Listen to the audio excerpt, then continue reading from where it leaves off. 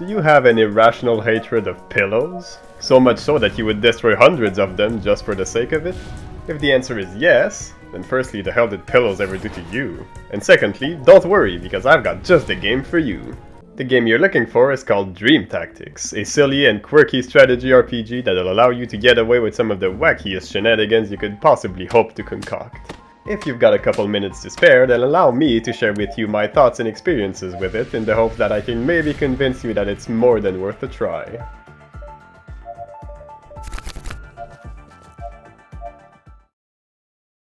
Our story begins with Neru and Luna, two girls who are on their way to a place called the Nexus in order to save the dream world from an evil entity called the Dream Eater. Unfortunately, the dream world is home to a population of sentient pillows, almost all of which are thieves and jerkbags. And unfortunately, that means all of them are idiots who like to get in your way and fight you for absolutely no reason, forcing you to kill a whole bunch of them on your way to the Nexus. Eventually, you reach a village of pillows, and it's at this moment that Sophie, who, like Luna, is tasked with helping Neru in her quest to defeat the Dream Eater, joins. She likes to fight things, and despite the fact that Luna left her a message asking her to bring as many dreams as possible along for support, she kind of didn't bring anyone at all. So the three of them set about decimating the entire village, but during the fight, Pillow gives a key to his son and sends him off to find some help. Turns out that key unlocks the gate that leads straight to the Nexus, which means now you have no choice but to hunt the kid down. Fortunately, he didn't get far at all. Unfortunately, he fell for a free chest and he had all of his stuff stolen from him, which means now you have to go and beat up a whole bunch of bandits just to get the key back. So you beat up the bandits' leader, you pick the key, and then you go straight to the Nexus to have a talk with the dream world's goddess, Eve. However, Eve isn't very happy because Neru, who is supposed to be the hero of the dream world and who has been there for over a year to practice channeling Reverie so that she can defeat the Dream Eater, has made basically zero progress whatsoever. Turns out she thought that channeling Reverie was just way too much work, so instead she decided to spend all of her time lazing around doing nothing at all, which, as someone who aspires to forsake all of his worldly responsibilities for the sake of playing video games, I find that incredibly relatable. So Sophie gets the idea that instead of just giving up, they could try using dream fragments, which are basically just crystals that can be used to channel Reverie without any training. So Eve agrees, because it's really the only plan they've got, and she tells them that in order to find them, they'll have to travel through the four corners of the dream world. So now Neru and company have to take these portals to warp to the four corners of the dream world in order to find these things. Destinations include the Coral Oasis, a massive inescapable desert filled with riches and groups of thieving pillows, one of which is led by a dream named Amber, who joins Neru and company on their quest in exchange for them helping her reclaim her stolen treasure. The Kingdom of Grandia, a pillow kingdom led by a greedy pillow king who forbids his subject from eating any unsectioned food, where Neru and company join forces with a thief pillow named Sir Reginald Restington 17, or Reggie for short, to overthrow the king. The Crystal Caves, a near-endless system of caves that houses a technologically advanced complex run by Willow, a nightmare who is fascinated by humans and decides to join Neru and company in order to study her. And finally, the Ashgard Empire, an empire of pillows that houses a cult that is dealing with a being called the Encroacher, which is actually a giant rose that also happens to be a family member to Sarah, a nightmare who joins the team to help destroy the cult because they keep trying to kill her plant family. Each of these areas have their own self-contained little stories, and once you wrap one up, you'll earn yourself a dream fragment, as well as a flashback showing you what happened to Neru upon her arrival in the dream world. Basically, Neru is a human who was brought to the dream world in order to serve as its hero. Basically, everything in the dream world is made out of Reverie, and by wielding it, you can essentially shape the reality of the dream world itself. However, there's only so much Reverie that anyone can tap into, and that's why in order to get more, they need to channel it from the environment and the objects around them. Being dreams, Neru and Luna can only channel a little bit, but as a human, Neru can essentially channel an infinite amount of Reverie, which is why humans are so powerful in the dream world. And as it turns out, Neru is actually incredibly talented at wielding Reverie, managing to learn it in only a single day, despite the fact that it usually takes humans multiple weeks to do so. However, everything went wrong one day when Neru actually managed to eavesdrop on a conversation between Sophie, Luna, and Eve. This conversation revealed to her that the hero's guardians, Luna and Sophie in this case, are basically meant to serve as portable, sacrificial sources of Reverie that the hero can channel from during their fight against Dream Eater, since he devours all the Reverie around him. And since Neru was unwilling to sacrifice them, that's when she decided she was going to just do nothing at all and spend all her time playing video games instead. Eve, however, has caught on to this, and to try to get Neru to realize her foolishness, she decides to pit her against an entire army of pillows atop this giant tower. After Nehru and company wins, however, Eve changes her tune and acknowledges that they might actually be able to defeat Dream Eater without channeling, and she gives them the Excalibur that was made by the previous hero in order to help them along. And after one last heartfelt conversations between the three, it's finally time to go ahead and take down Dream Eater. And finally, after a long battle, you manage to defeat Dream Eater and save the Dream World. At least for now, apparently he always comes back. And afterwards you get a little epilogue where everyone gets together in order to say their farewells to Nehru, who for now will be returning back to the real world when she wakes up, but she promises to come back to the dream world when she falls back asleep. And that's the story. It's pretty simple and straightforward, I think, but I still enjoyed it a great deal because of its ridiculously silly writing. It's chock full of ridiculous and funny moments that had me laughing plenty of times throughout. It starts right at the beginning of the game when Nehru is complaining that her feet hurts because of how long they've been walking, only for Luna to tell her that they're almost there, which apparently she's been saying that for the last 3 days, except it's actually true this time.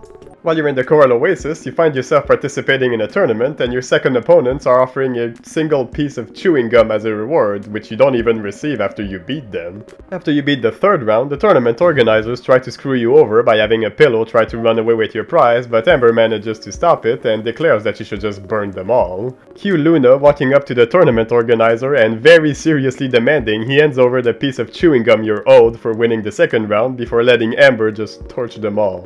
Shortly after you meet with Reggie and Grandia, he hands over the key to the guards' barracks and tells you to go straight in because the guards will take you're one of them while he creates a distraction for you. A plan which fails spectacularly because 1. The guards realize that you are in fact not pillows and attack you on sight, and secondly because Reggie's distraction is to clog the toilet and hide the plunger, which causes more guards to come to the fight trying to find the culprit.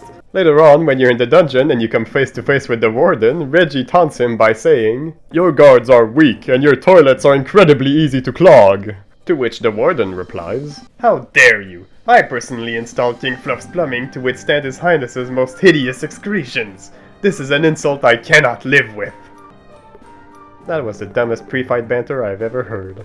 In the Crystal Caves, after Willow joins you and her second-in-command appoints himself as the boss, he believes that a mole leaked information to her about the secret project, so he asks a guard to execute the top 3 suspects, causing him to turn around and immediately kill the project's lead scientist. In Ashgard, after joining the cult, you're eventually tasked to deliver a letter to the Dungeon Master. Once you get there, he tells you to use the lever to let yourself in, but once you do, he panics because you've ended up pulling the wand that released the ghoul pillows he just locked up. After you take care of them, you hand him the letter, which turns out to be a message from the safety committee saying that having the lever for the front gate and the one for the ghoul pen right next to each other is a safety violation that must be addressed immediately before an accident happens. And honestly, that's just the tip of the iceberg. There's so many more ridiculous moments I could go into, but, well, I don't want to make this video take forever, so I'll just leave it there for now. Personally, I'm a guy who likes a good laugh, and the entertainment value alone makes this story more than worthwhile for me. And personally, I think the silly story goes well with the tiny, cutesy sprites the game uses. It gives them this cute, sort of chibi look to them, which I think suits well with a game that's silly and whimsical as this. The portraits used in cutscenes and whatnot are certainly more detailed, obviously, but they still do feel like they have that cutesy look to them, and I really like them. Now, maybe I just don't actually know anything about this, or maybe I'm simply too used to all these vibrant, super detailed artworks that I find on the internet, but even the portraits, as well as the environments and background graphics, still look relatively simple to me. Which isn't a negative at all, by the way, even if it actually turns out to be true and I'm not just talking out of my ass. If anything, I'm incredibly impressed at how detailed and genuine it all looks and feels, even without all these complex nuances or shading or all of these other art things I don't even know exist. It's honestly impressive just how much details you can glean or have communicated to you with just some lines and well-done colors when they're wielded by a proficient artist. And I, for sure, consider the people who did the art for this game to be proficient, because I genuinely think that it looks really, really good. And I definitely think I can say the same for the people who worked on the sound as well. I honestly enjoyed the entire soundtrack, and I really like the diversity it has going for it. Each area has its own unique track, and as far as I'm aware, they also have 2 unique battle tracks, one for smaller fights and one for bigger, more important ones. And I think that always helps to give each area its own unique feel, you know? My personal favorites include the regular battle theme in the Coral Oasis,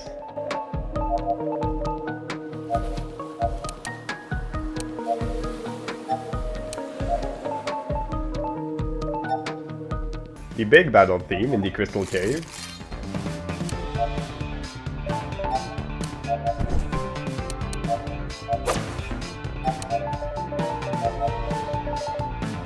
as well as the final boss theme.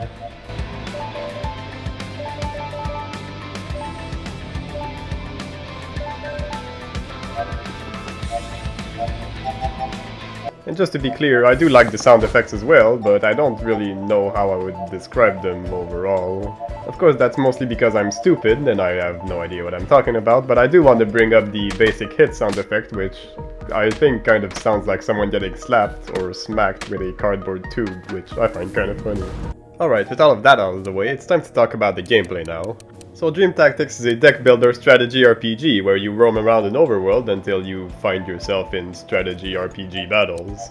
In the overworld, you walk around, destroy barrels, dodge traps, open chests, talk to people, and of course, encounter battles that you have to participate in. It's also here that you can access the pause menu and do things like customize your deck or equipment and look at your character's stats. Battles are fairly typical strategy RPG affairs where you'll have to leverage your unit's positioning, actions, and attributes in order to win. At the beginning of every turn, you will, by default, draw a random hand of 5 cards from your 15-card deck, earn 5 MP to spend on those cards, and receive 1 redraw point you can use to replace a card with another one. From there, you can choose a character and move them around if you so please, perhaps perform other context-specific actions, and of course use your cards as your MP permits. Cards are basically your character's skills, and they can be all kinds of things, from attacks, buffs, debuffs, healing, or plenty of other stuff. Since every card is different, you'll have to pay attention to their attributes if you want to get the best use out of them, or so that you don't accidentally screw yourself over by, say, putting one of your characters to sleep or something. Another thing you can use in order to give yourself an advantage in combat is all the equipment you'll find, primarily in chests or by buying them from the merchant. Just like cards, they all have their own unique effects, and also just like cards, these effects can vary wildly.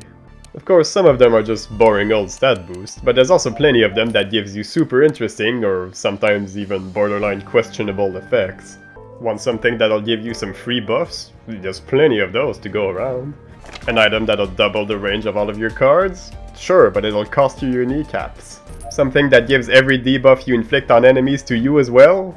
Don't know why you'd want that, but it exists, and I can think of at least one use for it, so maybe there's more to it than just screwing yourself over. Hell, some of these things can go so far as to completely rework the way certain cards or even game mechanics work. I'm thinking something like the Shadow's Blindfold that causes your hit rate to be dependent on your agility stat instead of your dexterity stat, and I guess that's a good enough segue into talking about how the stats work. There's technically 10 of them: HP, MP, Strength, Intelligence, Defense, Resistance, Dexterity, Agility, Luck, and Movement. HP is pretty self-explanatory. Strength and Intelligence are your physical and magical offensive stats respectively, with Defense and Resistance being your physical and magical defensive stats. Dexterity increases your chances of hitting your attacks, Agility increases your chances of dodging attacks, and Luck is responsible for your chance of both landing and avoiding critical hits. NP and Movement can only be influenced by equipment, but all the rest of your stats can be increased via leveling up. Every character will gain experience regardless of whether they participate or not, and once they reach a certain threshold, they'll level up and gain a random assortment of stats based on their growth rates, kind of like Fire Emblem, but also nothing at all like Fire Emblem. It's not just ones and zeros, you can get as much as +3 or even +4 in a single level up, but it's also definitely possible that you get nothing at all, even on the highest growths.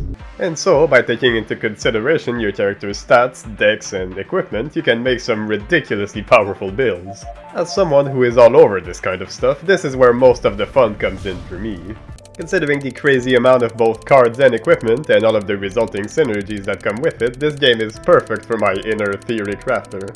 In fact, this is exactly the reason I wanted to make a video about this game, since I had this build idea in mind that I wanted to try out, and I used that as an excuse to replay the game, and I figured, hey, I might as well make a video about it, you know? For the sake of showing you the kind of stuff you can pull off in this game, or simply to give you an idea of something to try should you decide to play or maybe even replay it, I'll go ahead and share this build with you. It primarily revolves around 4 items: the Finale Flail, the Talisman of Faith, the Toxin Scythe, and the Maiden Mace. The Finale Flail doubles your Strength and Intelligence stats if you have 1 or less cards in your deck, while the Talisman of Faith grants you an additional 10 redraw points per turn and only allows you to draw a single card each turn. Meanwhile, the Toxin Scythe grants you an agility % chance of proccing the poison status effect with any of your attacks, and yes, it can go up to 100% if your agility stat is 100 or higher. And finally, the Maiden Mace causes your character to lose all of their buffs at the start of each turn, but in return it gives all of said buffs to the rest of your characters. Choose who will be your main damage dealer, give them the Finale Flail, Talisman of Faith, and Toxin Scythe, and choose someone who will have the Maiden Mace and load that character's equipment and deck with as many buffs as you can get away with. The Talisman of Faith will guarantee that your damage dealer will always have only one card in their deck, ensuring that the buff from the Finale Flail is always active for a major damage boost. Stack as much agility as possible, preferably over 100, to allow the Toxin Scythe to proc poison as often as possible, because poison is stupid and it deals as much damage as the attack that procced it.